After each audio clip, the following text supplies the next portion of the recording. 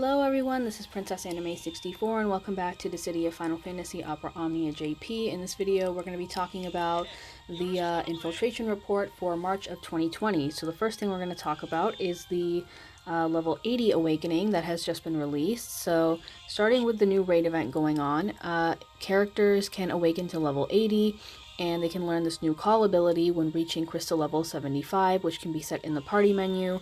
And crystal level 80 will enhance the call ability. And then just a minor thing to note is that this enhancement will always be active and you don't have to equip it.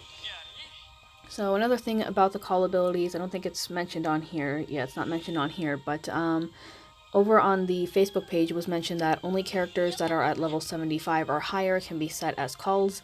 Friend supports can't be set as a call. You can't depart for quest if a character in the party has also been set as a call.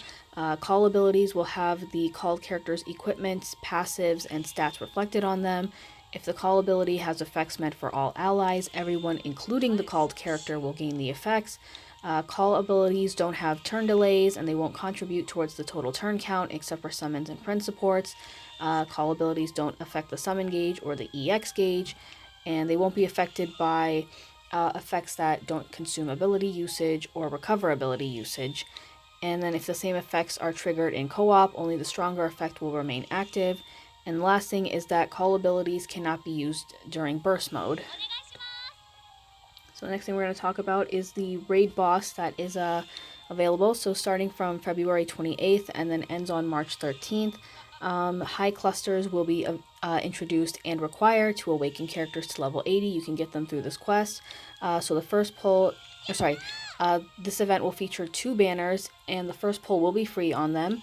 And this will also feature Lightning's limited weapon and her burst weapon.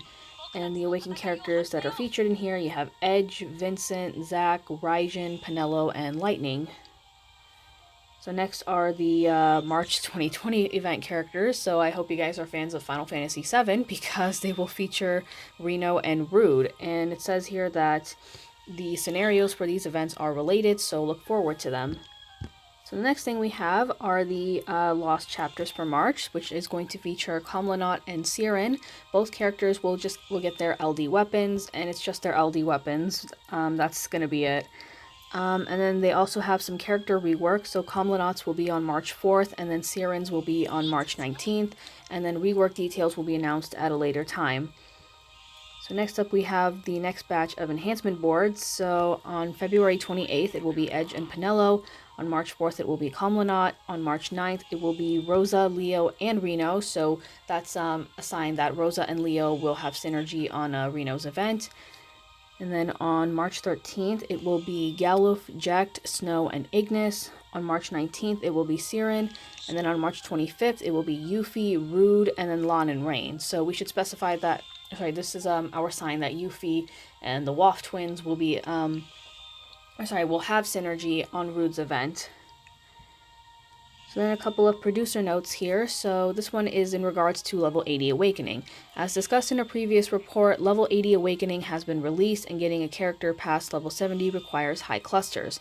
The developers have heard the feedback received from level 70 awakening and the current situation regarding the amount of high clusters being available, so it will be possible to obtain enough high clusters for each character to awaken them to level 80, which is really convenient.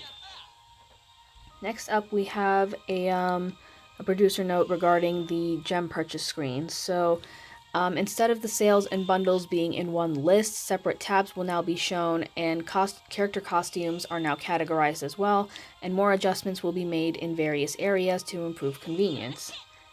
So the last producer note here is in regards to the global exclusive event. So for those who don't play global, during the 2nd anniversary we got a global exclusive character, which was Aranea from 15. So this is just to note that Aranea will be released in JP during the summertime, which should be around in June or July, and she is also going to get an LD weapon, and we should also expect that she will have level 80 awakening.